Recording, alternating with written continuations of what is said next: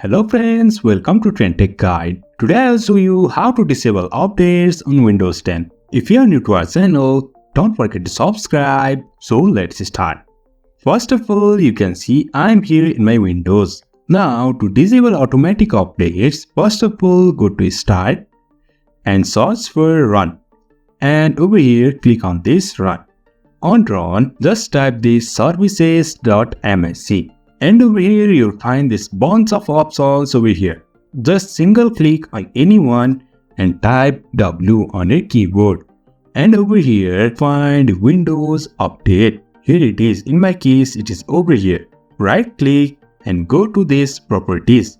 And over here you can see startup type. Here is manual. Click on this drop down and select this disabled.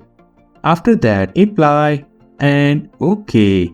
And now you can see Windows Update is disabled. So in this way we can disable Windows Update in Windows 10. If you find this helpful, don't forget to subscribe. Have a good time.